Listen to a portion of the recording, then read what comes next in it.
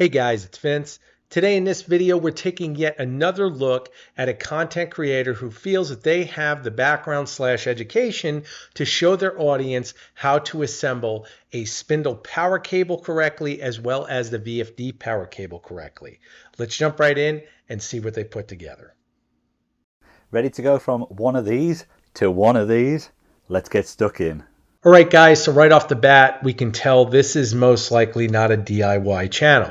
We could tell it's got more of a Hollywood twinge to it, more like a slash entertainment aspect. And how we can say that, first and foremost, James Dean Designs, if that's his real name, that's amazing. It does kind of go with the Hollywood twinge, but most channels that deal with entertainment as a platform, when they start getting into more of a DIY twist and trying to show more technical aspects of assembling things, that's where, once again, you can't fake the truth.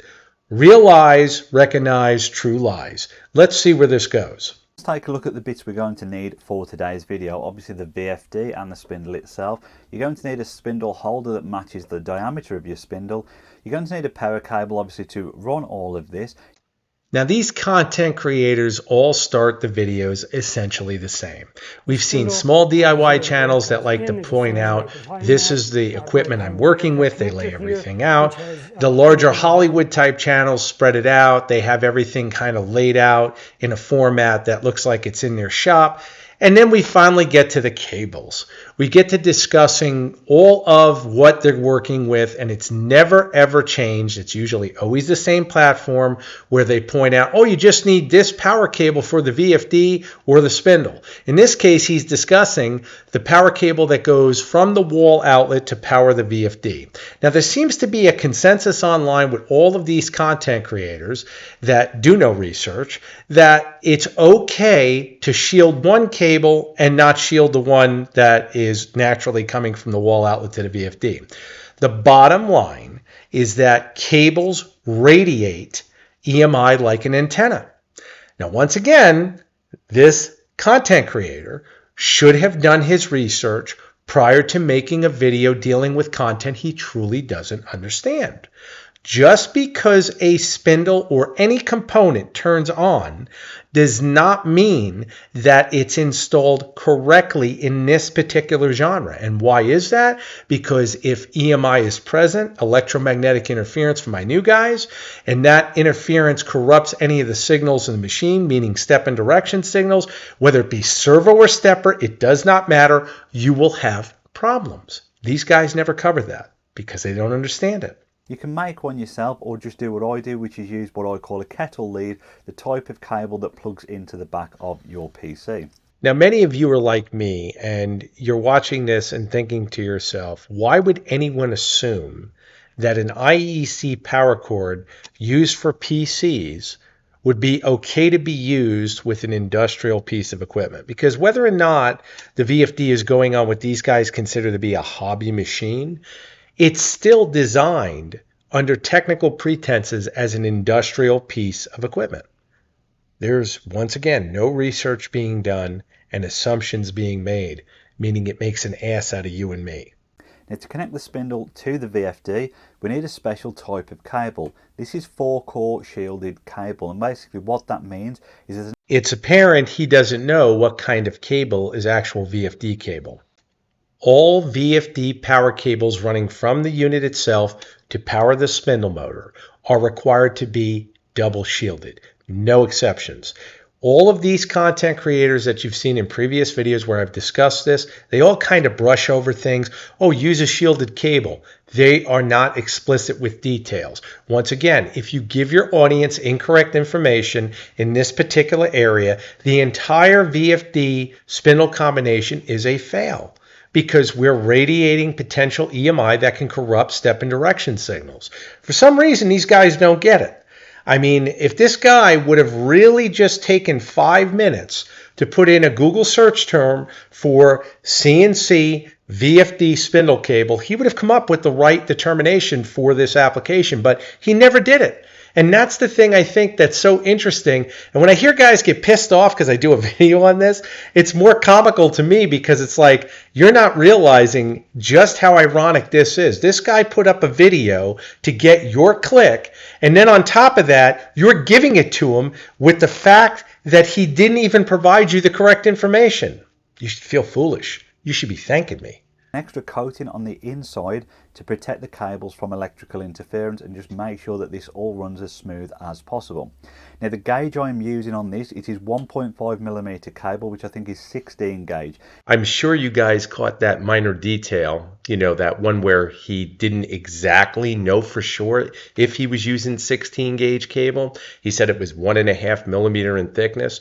I'll put a simple Google search here to define exactly what he should have, to make sure that, once again, the audience knows for sure what to use, and on top of that, he's aware of what to use and certain of it. Now this is suitable for this size spindle, possibly also suitable for a 2.2 kilowatt as well, but do check with somebody more competent if you are unsure what gauge wire to use for your setup. It's really ironic that the content creator's title of his video is A Beginner's Guide to a Spindle VFD Upgrade on Your CNC. Now, normal people would presume that this is an expert level person explaining this process. You see his presentation, you see him wearing his label on his shirt. He comes across like an authority, especially with, again, having a substantial audience that he's speaking to. Unfortunately, the information within the video is what really should dictate whether or not this person is competent in the field that he's discussing. Now, what's really interesting is he actually discloses that if you're using a 2.2K spindle, you should seek more competence in terms of help when determining what size cable to use with this unit. It's kind of contradictory because the title of the video should have been more specific to what he was setting up, because in this industry, specifics are everything and details cannot be overlooked. But you know what? It's probably not good for his channel to make videos that are more specific, because it narrows the audience, which means less clicks, which means less sales for him. And you can see that's where the affiliate section is, where he gets his sales from what he's highlighting in his videos. Now guys, I'm not telling you anything you don't know already. Most of you already are smart enough to see this is how the system works. Unfortunately, I don't personally feel any of these content creators deserve your money in any capacity if the information they're providing you is potentially dangerous, in that it makes you spend money and the potential of your robot being unstable costs you more money to fix. They have no accountability. I've said this in previous videos. We're going to do a little bit of soldering later on, so obviously we need a soldering iron and some solder itself. Once again, like many of the content creators before him, he states that you will need solder and a soldering iron. That's where it ends. What he doesn't understand, once again, holding himself accountable is key, because all of the information must be accurate to provide a safely assembled spindle cable. You require flux when soldering. This is not an option. This is fact. Most of the content creators, once again, do not understand this. Why? Because they don't perform soldering on a regular basis. The other thing is, and I've stated this earlier in the video, and I'll state it throughout the video, is that a little bit of research goes a long way. The key point here when I state that is that YouTube is always watching. And they are getting smarter, and I've said this in the last video I did, and I'm going to continue to say it. That algorithm is growing rapidly. AI is everywhere, and its intelligence far exceeds that of what it was 5 years ago, 2 years ago. It's going to continue to grow. As it continues to grow, you guys will see a mitigation of what information is going to be posted and what isn't. Now, YouTube hasn't contacted me and told me this. I'm just making a prediction, but I'll tell you what, it's a pretty good, viable one. And we'll be doing a couple of electrical connections. Now the safest way to do this is by using the U-shaped connectors and obviously a crimping tool to make this work. Once again, we have an in-depth level of BS. The fact of the matter is, a crimped-on fork connector should never be used in conjunction with a spindle, power cable, be it either powering the VFD or powering your spindle motor, because those forks can pull out. Watch my explanation in a video overview I've done on ring connector tips. Again, this video is on my channel. I cover it in full depth. And that could be catastrophic. Another question I was just asked is, why do I use ring connectors instead of fork connectors? Well, many of you already know that answer. Ring connectors do not pull out. These, once they're attached, the screw goes through the center, and if I went to pull this out, I'm literally going to have to destroy each lead, because these are done with solder and flux. Again, solder, Kester number 44. The flux is Kester 186 RMA. It's best in the industry, and that is the proper way to do these cables, so that once again we have proper safety implemented. And I'm going to add some more information that many of you are not going to believe. I couldn't believe this because, again, when it's being brought to this content creator's attention in his own comment section, it's pretty amazing that this guy still posted this video without correcting it after someone left a link to one of my videos. Pretty crazy. It's fact. All right, so I'm on his video, and if we scroll down to the comments section, I want to point out that the audience members, you guys, are getting actually more educated in the topics than the content creators actually making the video. I'm scrolling all the way down to the bottom, and let's start with Roy Tellison. I hope I'm saying his name correctly, where he left a comment. One thing that I would have done differently is to use ring terminals rather than the spade lugs that you use there. These will not as bowl type, come off unless the screws are the whole way out, which is what I just explained in my video clip. And what's interesting is, let's read his reply.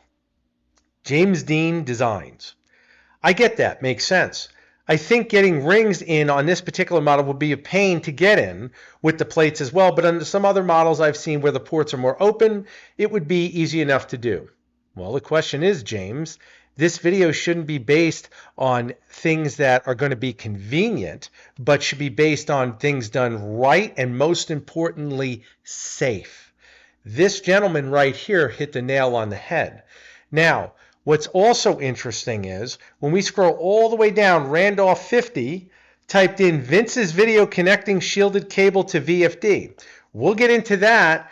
I don't believe this gentleman actually watched this video, but either way, we're going to get into detail on what actually is missing or isn't missing as we go through the video. But it's very interesting to see you guys are now correcting these creators. And this gentleman never went back to go through the video and say, hey, you know what, let me restate what I'm actually showing here, make sure people understand where I need to correct things. This is imperative. If you want to learn and you want to act as if you're able to sell these components, then by all means, I feel you should take responsibility for the information you're putting out. Whether you stock these products or not, you are still selling them because you are providing links to them. And I think many of the audience members will feel as I do. Take responsibility or don't get involved with these components. You can wire them straight into the terminals themselves, but as I say, I always prefer to go to the safest option, which is using these type of connectors. And obviously Just a few making it up tools as he such goes. as wire. Can you guys see how the content creators like to play jumbled word salad games? I mean, isn't this comical? This guy literally just told you that a fork connector is the safest connector, and it's a crimp connector. Now, we've already discussed, and I've shown what the safest connection is, which is not a pinch connector, meaning it uses friction from the terminal block of the VFD. It uses an actual ring connector, which actually locks onto the screw. He also clarified that in his comments that makes sense. Yet, he says that you can also use the VFD's power cable going to the spindles, bare conductors, to be inserted into the terminal block, and in which case most guys would install a ferrule, or you could also tin those ends of those copper conductors and using solder and flux and insert them inside the terminal block of the VFD. The interesting part of what I've just described using the fork connector option or doing the conductor option of using the VFD spindle power cable into the VFD's terminal block, those are all the same connection. They all suffer the same process of what can happen when those connections are pulled on, in that they can pull out because they are known as a pinch connection. I don't think any more needs to be said about the competence of what this gentleman is discussing because he's already defined it. He's actually described 3 connections that are all the same and all have the potential failure option that lead to an unsafe connection when working with a 3-phase power source. Simply about wiring it up in its simplest format. Now, whilst I don't want to scare anyone, I do need to point something out, as some of the cheaper manufacturers went through a phase of not grounding these spindles and ultimately making them quite dangerous to use. Now, read the instructions or check. Well, once again, the content creator has literally defined his incompetence on this genre. Let me explain. Many spindles that do not have the 4th pin grounded to the spindle's body is because the manufacturer assumes the end user will ground the CNC chassis as a whole unit, which the spindle is mounted in the Z-axis, which once again should be using the proper metal construction so that it's conductive. If it's conductive, being the chassis is metal, the Z-axis is metal, that conduction will inherently ground the spindle once it's mounted within it. Now, this content creator could have reached out to the vendor, reached out to the manufacturer, and found this out. He should be well aware that an instruction manual will not usually discuss this because this has to do with the manufacturing process, and it also has to do with where you're purchasing from. I get a lot of guys that when I direct them to contact the vendor for information or contact the manufacturer, they fail to hold them accountable. Well, sir or ma'am, this then falls upon you. If you're too ignorant to understand what you're purchasing from, then there is no protection for you. You need to be well aware that if you purchase from a factory, then you're going to get factory pricing, but you better understand what you're purchasing. That's the difference when you purchase from a validated vendor, is that you're not just paying or shouldn't be just paying for the component, but paying for the knowledge based around that component. Now, saying that, it comes back to the same point I've made earlier. If this content creator truly understood the gravity of what he's working with, number one, he would not be showing anyone in his audience to dismantle a spindle. Why is that? Well, common sense says that naturally it's going to void any manufacturer's warranty you get. Now, some guys say, well, the warranty is overseas. They may not warranty it anyways. That's possible. Once again, that boils back down to the buyer's ignorance if they purchase from a vendor that's not validated. So again, where do we draw the line, people? Where do we start saying things are unsafe and things shouldn't be tampered with by anybody claiming to be James Dean Designs or anybody else? What we're seeing here is a definitive fact of incompetence, unsafe practices, because there's no way you should be working on a 3-phase spindle motor if you're just looking to ground the unit. You could search this online and talk to a competent person who understands the principle of conduction. That would have been solved right there. But he didn't do that because he didn't think that far ahead, because it's more important to get those clicks from AdSense so he gets paid. So the first thing we're going to do is simply cut the end of this off. We're then going to remove the outer coating to expose the 3 wires underneath. So let's get that done now. With the outer All right, so this content creator, like so many before him, mimic what other content creators do.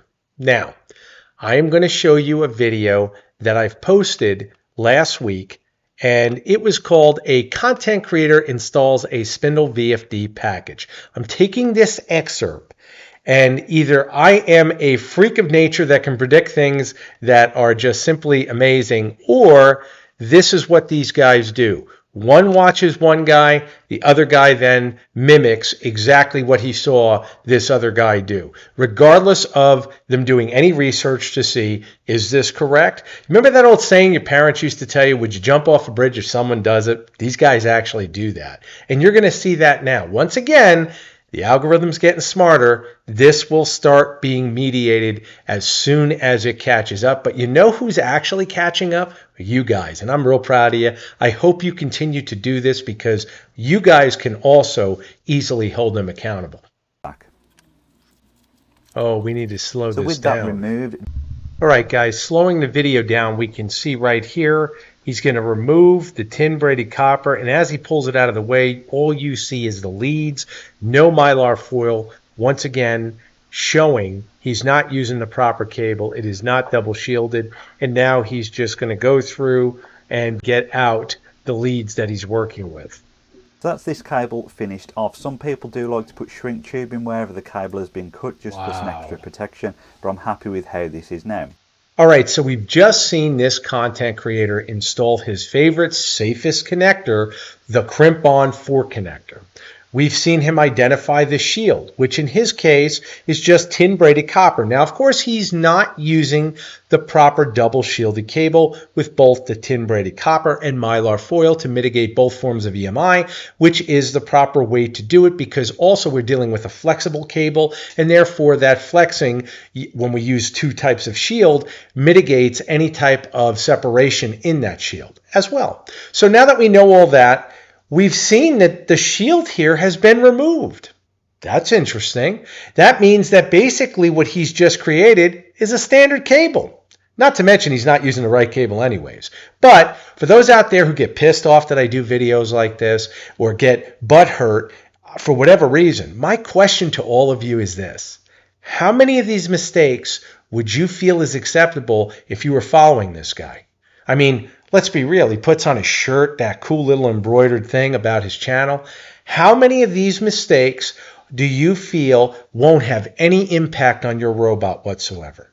See, the smart guys out there, they're shaking their heads and they're probably laughing because they realize that it only takes one of these mistakes to be possibly catastrophic, just in safety. I mean, hell, he's telling you to remove the back end of your spindle. That's not bad enough. He just used an IEC power cord to actually connect your VFD to its wall outlet.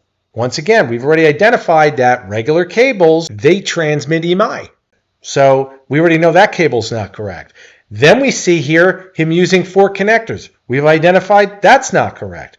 How many of these mistakes do you accept? How many of these mistakes do you yield an unsafe robot? Once again, how many of these mistakes will yield a robot that's unstable? And better question of them all, how many of you would accept using his knowledge only to get burned? He's selling components no different than I am. The difference is I'm responsible for what I sell. How am I responsible? Well, for all you people that get butthurt, I actually put links to the stuff that I sell in my store. I give you the opportunity to have feedback on what I claim to know. That's pretty interesting considering this guy, he just puts links arbitrarily. If you click on him and purchase that stuff, he has no way of being held accountable. He just simply says, I'm an affiliate. See, it's weird. Affiliates actually have their place in marketing. It's actually a great way to make money. No one's knocking that. The problem is there needs to be a line drawn on what you should be an affiliate to. Because if it's what I feel, if it's a component that can hurt someone because of incorrect information surrounding it, pushed by a wannabe salesman because they're not understanding all the gravity that it has effect on end users, then we have to look at where this actually goes with ethics and integrity.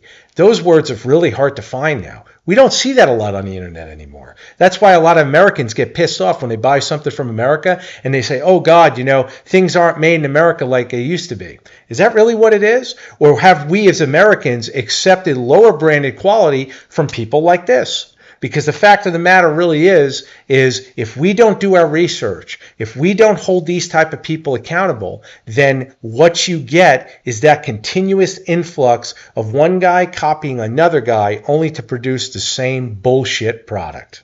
Fact. Now the other end of this cable we have also got to prepare in a similar way, but we're not going to be putting the crimp connectors on. We are going to be soldering it to this connection that goes directly to the spindle. Now you should have one of these in your kit. You should be able to unscrew Content creators love to explain the obvious. Inside, you will and see that's what they'll do. They make the general portion of the video where they're explaining, and then when you actually go to the work area where skill is required, knowledge is required, that's typically where they drop the ball. Let's see what happens. To make that stress clamp work, because it should go to the outer coating of this cable, you would only expose maybe a centimetre of cable underneath, possibly ½ inch at most. Now, in order to only expose that small amount of cable and still solder 4 separate terminals, well, that is quite a skill, and not a skill that I'm confident I have. That's an interesting point so I you're am making, going to sir. expose more Very cable to make my life. This content creator, we should all be appreciative in his honesty. It's unfortunate, though, it's in the middle to end portion of his video. Let me explain. He titles his video A Beginner's Guide to a Spindle VFD Upgrade on Your CNC. Yet when it comes down to the rubber meeting the road and he gets past the fluff of telling you about the stress relief, what it's used for, the pin numbers on the connector, and he has to actually perform soldering, he explains to his audience that, you know what, you're going to have to remove approximately a ½ inch of the casing back on the power cable in order to expose the leads to properly solder on the connector. He says, in his own words, he doesn't feel he's competent in the skills that he has to do that. Now, why would you make a video stating that you're making a beginner's guide to a spindle VFD upgrade in your CNC and cover this? Makes no sense. I wouldn't pretend to be a heart surgeon and then when it comes down to the surgery say, oh, you know what, I just can't do this portion. I don't feel confident in my ability. No, I wouldn't, because I'm not a heart surgeon. This is what BS these guys spew. And they're openly, in this case, admitting to the audience they don't know what they're doing. Let's see how he does. Easier, and then use something like shrink tubing to go back around that section where the stress clamp will go in order to give it more support. So this question comes up all the time, and it usually comes up with guys that are novice, that have never built a spindle cable before, hence this content creator. If you apply heat shrink over the individual leads to insulate each conductor independently, what you will find is that through conduction, meaning heat is being applied on one end where the cable is actually being soldered, and when that happens, that heat will transfer to the other end where 1 to 2 inches of casing have been removed, and that polymer, that shrinkable, known as heat shrink, will compress because it thinks that that heat over there is for it, and this end right here of the heat shrink where it begins will begin to compress and lock itself into place. Now, if you don't believe me, you can run this test yourself. However, to do it correctly, I've done this in many previous videos, you would use a double wall heat shrink, first of all, because the heat shrink is thicker, giving you a much stronger bond. And on top of that, you want to make sure it has adhesive. Why do you want adhesive? Because that adhesive seals the heat shrink into place for no movement. Now, it's optimal to use this in conjunction with the cable itself as a whole, because if we do that, we make sure that those conductors are all insulated when that connector is screwed into the cable's housing. And we also know that by doing a single piece, we're not trying to insulate each conductor, which means we can slide that piece down the cable as a whole, therefore removing it from where the heat is applied and therefore not having any problems with it shrinking prematurely. No one wants to shrink prematurely. Unfortunately, this guy, he gets an F. You're going to see me close up the cable right now. And this is using double wall heat shrink. Now, if you get good at this, and I mean really good, you'll find that you can cut the heat shrink perfectly to where this will meet up with the cable, and that will give you the finishing touch, so to speak. Now, again, working with double wall heat shrink is a little bit of practice, because again, you want to get it shrink to the proper percentage so that you'll get the effect you want. You can see how I'm going through the HY connector as far as the actual back cup. Now what I'm going to do is I'm going to come in with the precision heat gun, and I'm just going to hit this once it reaches temperature. And I'm going to start shrinking it from the bottom. And you'll see it start creeping in, and there we go. Now let's start creeping in. Now we do have the activated adhesive, so as I do this, we're going to be pushing up to give us the proper effect that we're looking for. Fingerprints and all that will come out as soon as we heat the unit. just keep moving very slightly as we heat, working it little by little. And patience is a virtue here. Do not use a ham fist. For my guys out there in aviation, you want a nice soft touch. And again, some guys ask me, why does a cable cost so much? How come you charge so much for labor? Because I'm not afraid to show you under the hood. I'm going to show you the way a cable should be done.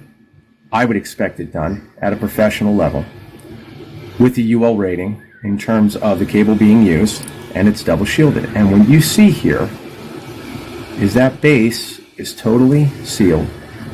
Now what I'm going to do is switch over to a high heat gun. You can see we're just about there now.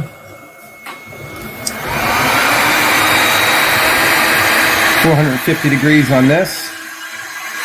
Give me the proper shrink ratio.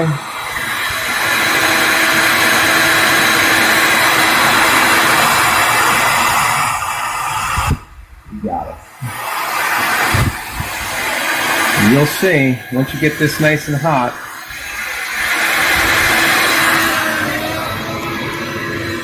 that's what you're left with right there. And that is hot. But you can see that seal goes all the way across the cable. And that's what you're paying for. Soldering these cables to those small terminals is not the easiest of process, especially if you're not overly confident with soldering.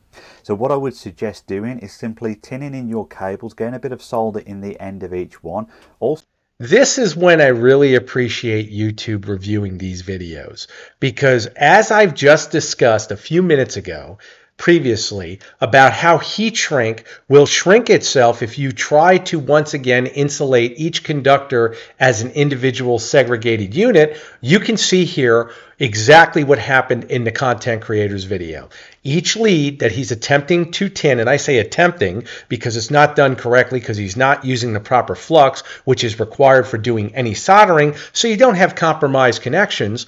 You can see that all of the leads that he's applied individual pieces of heat shrink on that he's already now tinned are shrinking already, which means he can no longer slide that heat shrink up over the connection once it's been soldered. I mean, guys, it's right there before you. What's more important to discuss is what kind of a content creator lists the video before editing this out and showing it done properly. I mean, he's literally defined what would happen if he attempted this. You think by learning, he would say, hey, this isn't right. Obviously, it shrunk the heat shrink. I will redo this and make sure I give a presentation that's done correctly. No, he's not going to do that. And the reason he's not going to do that is because it takes too much time or / money. One and the same. And this is what we typically see.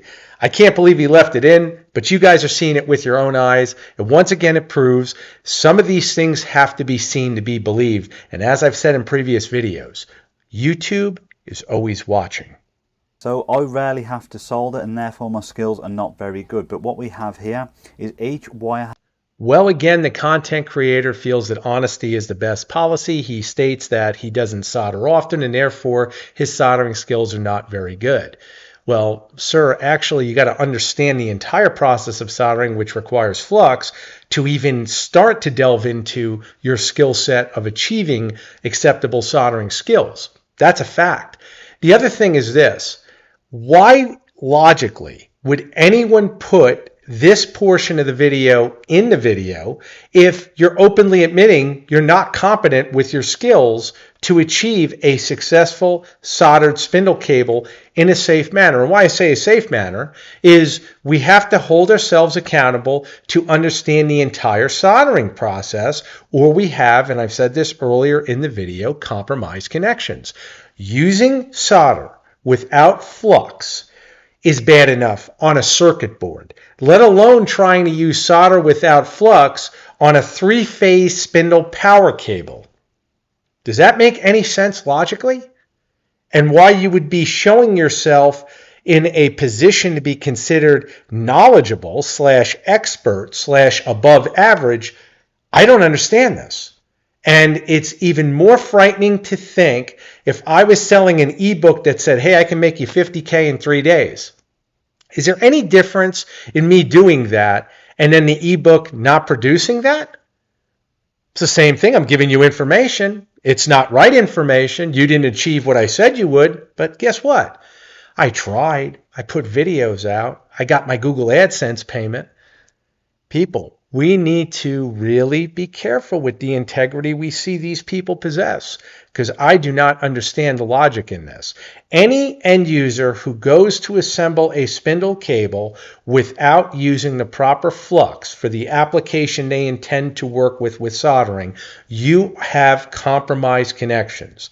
They will never be as strong as a connection done with the proper flux combination. Fact. The other thing is your finish will suffer because it's telling you by definition of you're not using the proper flux, you'll never get the smooth connections you should have. Let's see where this goes. So it's not perfect, but for my level of skill, I'm happy with that. Each cable is held securely. And well, we know this content creator is at least honest with his audience about his soldering ability. But before I ruffle any feathers, because there's always some out there that get upset because they say I'm bashing or I'm bullying or I'm attacking, let's look at this connector, because what they fail to realize is I discuss things primarily for safety. So let's look here. We notice that there's a black lead. And that black lead is one of the three that actually provide power to the spindle, because the spindle is a three-phase power motor. That's correct. Now, you'll notice if you look carefully, I'll zoom in because I know some of you guys may not be able to see this. You'll notice that there's a copper conductor that's stray. It's actually heading south towards the white lead.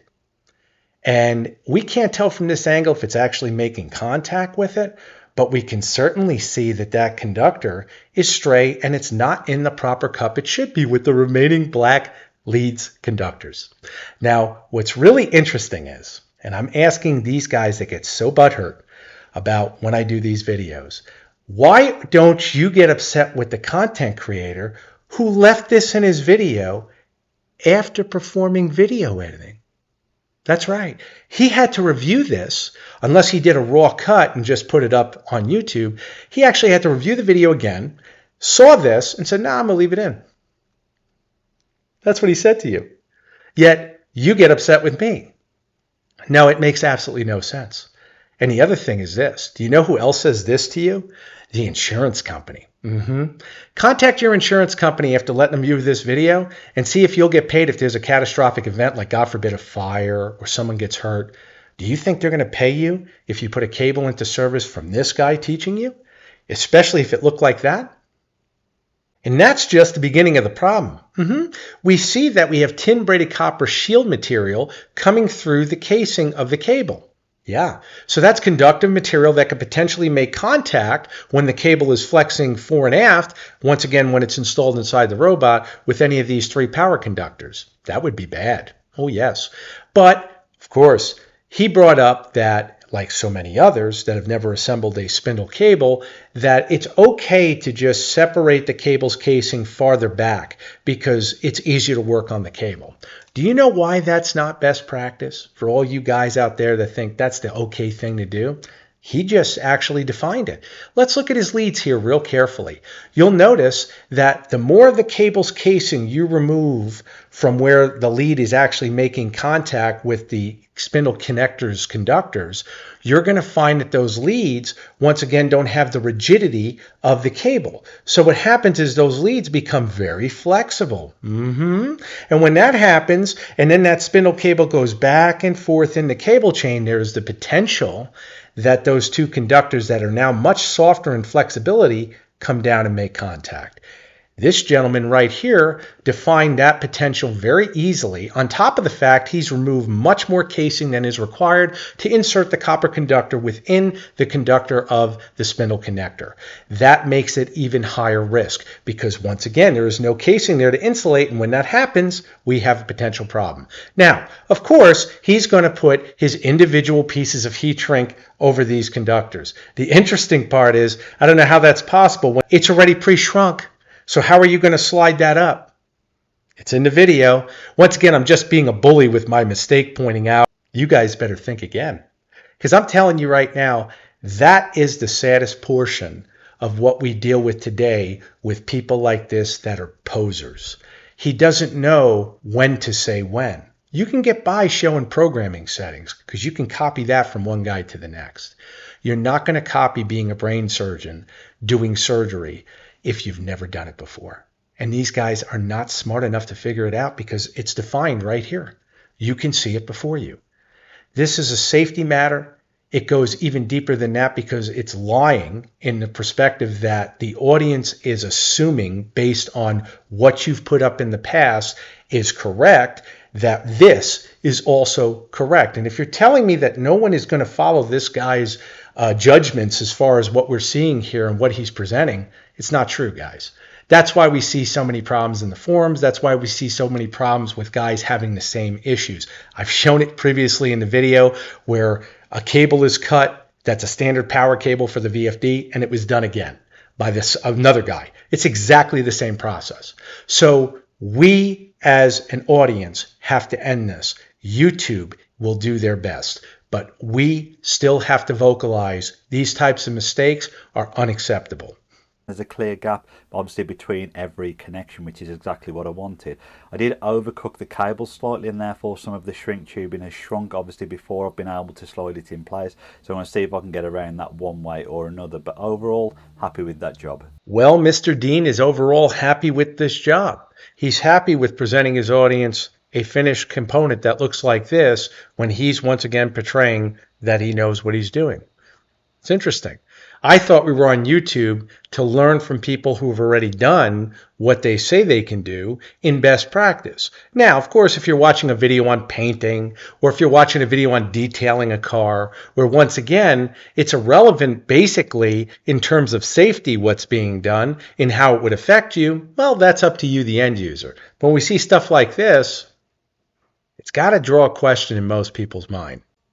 So fortunately, I was able to cut off the tubing that had shrunk. Wow, it looks like, of course, he had to manipulate that heat shrink. Looks like he cut some of it. One of them on the black lead looks like it's actually cut too short. Connected, and we can heat this up, shrink all those together, and finish off this connection.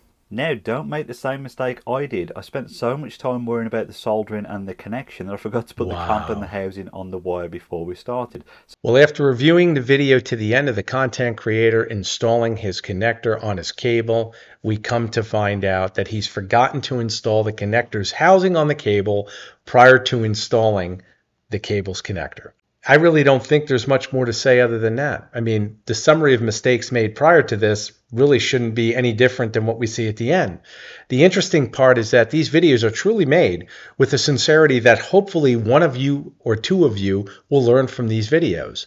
It's really interesting to point out, too, that the content creator, not just him, many of them don't realize how much money they potentially cost their audience. Let me explain. If you decide to follow this guy's procedure to assemble your spindle cable and you make a mistake, now see, we don't see what's going on in the background of his camera. We don't know how many cuts he's done, how many cables he's assembled, how many cables he's ruined, how many cables he's shortened in length.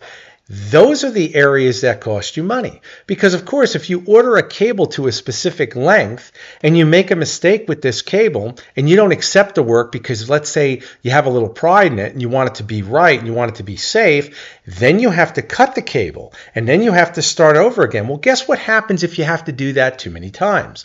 You most likely have to purchase another cable. So I guess I'm actually going to potentially save one of you, hopefully, at least some money in turn of watching this video and seeing exactly what these guys are putting out so you can determine for yourself, do I really want to listen to this person? Is this person worth listening to? Or maybe there is other people out there who have validation that are actually pointing out some very good points.